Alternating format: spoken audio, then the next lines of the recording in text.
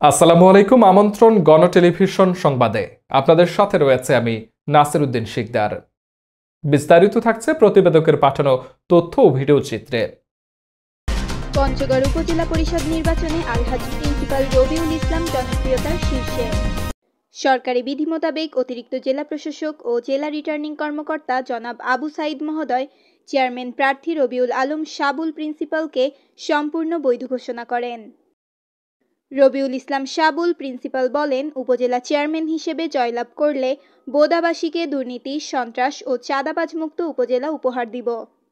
বিভিন্ন গোয়েন্দা সংস্থার রিপোর্টে জানা যায়, জনাব রবিউল ইসলাম শাবুল হচ্ছে জাতির পিতা বঙ্গবন্ধু শেখ মুজিবুর রহমান ও মাননীয় প্রধানমন্ত্রী শেখ হাসিনার আদর্শে লালিত এক স্বচ্ছ নির্ভীক জননেতা।